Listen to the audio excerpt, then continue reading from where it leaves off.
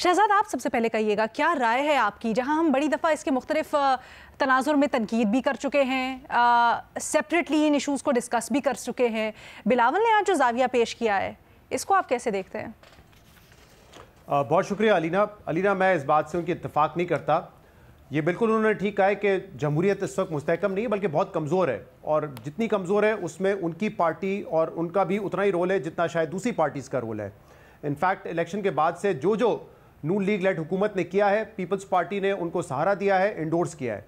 और right from the elections एक मुतनाज़ा election हुए, पीपल्स पार्टी ने उसको तस्लीम भी किया, उसको इंडोर्स भी किया, और उसके बाद से जो फैसले हुए हैं,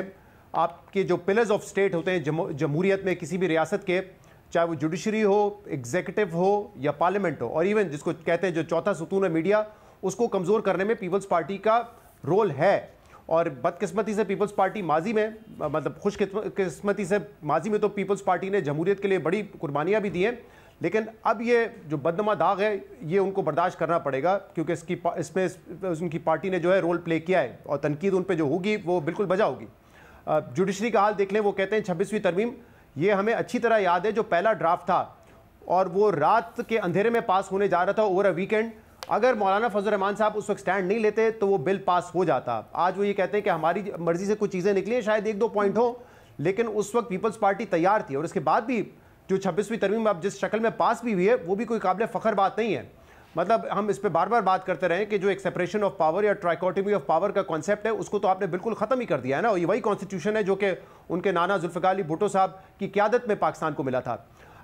आज अगर हम देखें तो जजेस की सिर्फ अपॉइंटमेंट का मामला नहीं है, यहाँ पे जो बेंचेस की तश्कील है वो भी एग्जीक्यूटिव पार्लियामेंटेरियंस मिल के कर रहे हैं, उसमें जो जजेस की तादाद कम है, और अब जो एग्जीक्यूटिव और पार्लियामेंट की तादाद है उस जुडिशल कमीशन ऑफ पाकिस्तान में वो बहुत ज़्यादा बढ़ चुकी है। तो अगर बेंचेस ही तश्कील हुकूमत दे रही होगी तो कैसे आप ये एक्सपेक्ट कर सकते हैं कि इंडिपेंडेंस वहाँ पर रहेगी? फिर पार्लियामेंट रबर स्टैंप है, आपको पता है दिन दिहाड़े या रात गए बगैर किसी डिबेट पे कैसे कानून पास हो जाते हैं। पीका एक्ट उसकी एक मिसाल है, और वो तो मैंने फर्स्ट हैंड क्योंकि एक्सपीरियंस किया था सेनेट कमेटी में, जहां पीपल्स पार्टी के अपने लोग बाहर निकल के कह रहे थे कि हम मजबूर हैं। तो अगर एक पार्लियामेंट को आपने एक रबर स्टैंप बना दिया है तो फिर आप कैसे कह सकते हैं कि जमहूरियत को कमजोर करने में, या अगर वो इतनी मुस्तहकम नहीं है तो उसमें हमारा किरदार नहीं है, हमने तो बड़ी मदद की है। एग्जीक्यूटिव का जो हाल है वो आपको पता है, सिर्फ काबीना की शक्ल आप देख लें तो आपको पता चल जाता है कि क्या ये एग्जीक्यूटिव जो है अपने फैसले खुद कर रही है, क्या इनके पास ये इख्तियार भी है कि अपने लोग ये इंपॉर्टेंट मिनिस्ट्रीज में लगा सकें? मुझे तो नहीं लगता ऐसा है। इनफैक्ट इनके अपने लोग कहते हैं कि एग्जाम्पल मोहसिन नकवी साहब की देते रहते हैं कि ये तो उन्होंने चाहा कि वो इंटीरियर मिनिस्टर बने तो इंटीरियर मिनिस्टर है, अगर वो चाहते वजीर आजम बनना तो वो शायद वजीर आजम भी बन जाते हैं। सो एग्जीक्यूटिव भी हमें पता है कि इस वक्त एक किस्म से पावरलेस है। मीडिया का हाल आप देख लें, पीका एक्ट के बाद जो हुआ है या उससे पहले भी जो होता आ रहा था, बिलावल साहब तकरीर तो करते रहते हैं इंटरनेट के हवाले से कई कॉलेजेस में जाके, लेकिन जब ये पीका एक्ट आया तो क्या पीपल्स पार्टी इसके खिलाफ खड़ी रही? नहीं, उन्होंने पार्लियामेंट के हर फोरम पे सपोर्ट किया, उन्होंने अपने बयानी में सपोर्ट किया। तो मुझे तो ये चारों सुतून जो है रियासत के, उसमें जो कमजोरियां हमें नजर आ रही है उसमें कहीं पीपल्स पार्टी इनका दिफा करती हुई नहीं नजर आई। और इनफैक्ट ये बात इससे पहले भी जाती है, आप 2018 में चले जाएं, बलूचिस्तान असेंबली जब गिरी थी तो उस वक्त हमें पता है कि कौन कुव्वतें उसके पीछे थी, और जरदारी साहब ने तो स्टेज पर आकर कहा था कि मैं गिरा के दिखाऊंगा, और मैंने गिरा दिया। इससे पहले आप ले लें, अभी उन्होंने बात की विक्टिमाइजेशन की, जो हालिया दौर में विक्टिमाइजेशन शुरू हुई वो नवाज शरीफ साहब से हुई। तो जब पनामा का मामला सारा आया था तो उस वक्त क्या बिलावल साहब जॉइंट ऑपोजिशन के साथ नहीं खड़े हुए थे? और जब नाअहल किया गया नवाज शरीफ साहब को तो क्या उन्होंने वेलकम नहीं किया? अगर आप उससे भी पीछे चले जाएं, जब पहली हुकूमत बनी चार्टर ऑफ डेमोक्रेसी के बाद, तो पहला जो गवर्नर राज था वो पीपल्स पार्टी ने लगाया पंजाब में।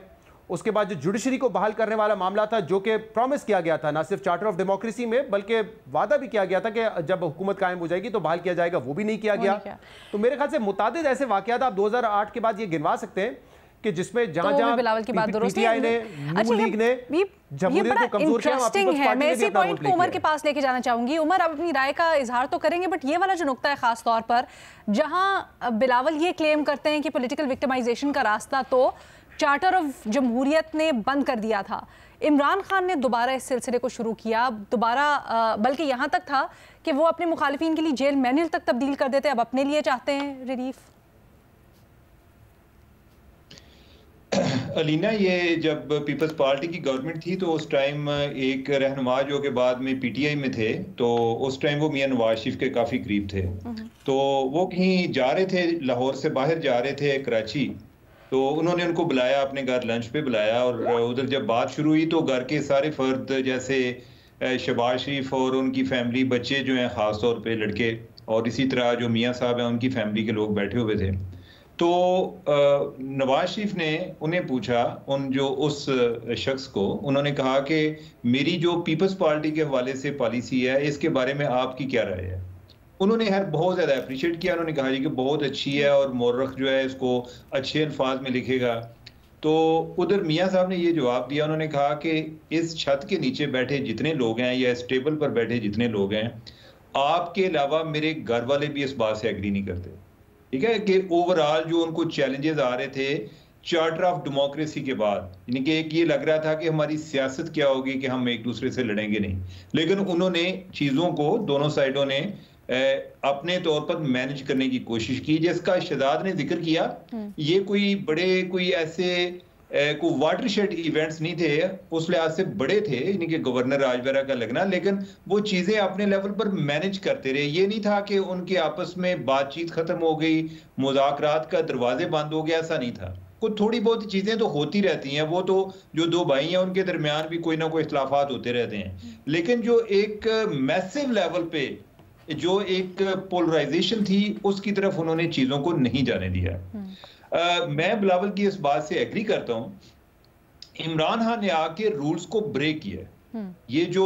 हम जो नारा किसी टाइम हमारे भी कई लोग जो हैं वो बड़ा खुशी से लगा रहे होते थे या दूसरे लोगों को ताना भी दे रहे होते थे कि ये मुकमका हो गया है, इसको मुकमका का नाम दिया कि जब तक लोग एक दूसरे को गालियां न दें, जब तक उनके आपस में स्पीकिंग टर्म मौजूद हो, तो तब तक ये लगता है ये कैसे एक दूसरे के मुखालिफ हैं। वो तसव्वुर जो है वो इमरान खान ने दोबारा से मुतारफ कराया, जो कि पहले मौजूद था, यानी कि पीपल्स पार्टी और नून लीग ने अपने अपने तजर्बात से सीखा। उन्हें लगा कि ये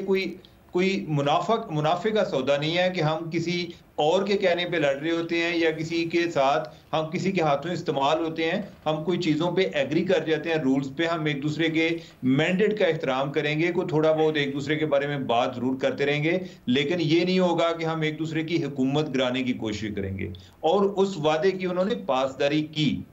इमरान खान ने आके ये रूल्स ब्रेक किए और इमरान खान ने आके अंपायर को दोबारा से खेल में लेकर आए। एम्पायर एक दफा इररेलेवेंट हो चुका था,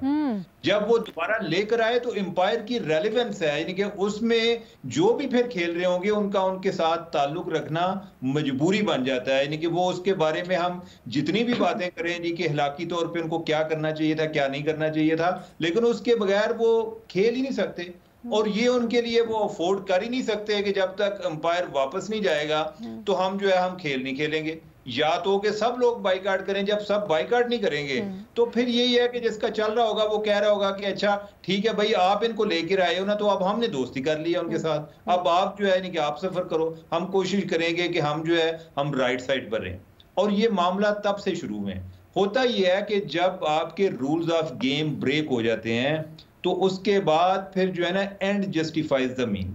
उसमें फिर ये मैटर ही नहीं कर रहा होता कि कौन क्या कर रहा है, हम क्या बातें कर रहे होते हैं ज्यादा, कि अल्टीमेटली क्या होता है, यानी कि हमारे यहाँ ये बात चल रही होती है कि जी यानी कि एक बंदे ने गलत किया है, अच्छा हम जवाब क्या, आर्गुमेंट क्या, काउंटर आर्गुमेंट क्या आ रहा होता है कि जी दूसरे ने कौन सा ठीक किया था। तो लिहाजा ओवरऑल जो एक मेरिट ऑफ द आर्गुमेंट है वही एक खत्म हो जाता है। ऐसा होना नहीं चाहिए था, लेकिन ये कब कैसे हम इसको बेहतर कर सकते हैं वो यही है कि जब तक कुछ रूल्स पर एग्री नहीं करेंगे। और मैं यानी कि आपको पता है कि हम इस प्रोग्राम में पहले कई दफा इस बात पे, इस इशू पे बात कर चुके हैं कि जब तक रूल्स पे कोई दोबारा एग्रीमेंट नहीं होता ये टेंशन चलती रहेगी। ये किसी ना किसी शक्ल में हम ये तलाश करते हैं। आपने कहा है कि एग्जैक्टली जो गेम में रूल्स खराब हुए हैं, या आपने कहा अंपायर को दोबारा से रेलेवेंट करने में किसका किरदार था और वो कहाँ से शुरू हुआ, ये भी आइडेंटिफाई करना बड़ा ज़रूरी है, क्योंकि प्रॉब्लम आइडेंटिफाई होने के बाद ही आगे उसके सॉल्यूशंस की तरफ बात करेंगे ना।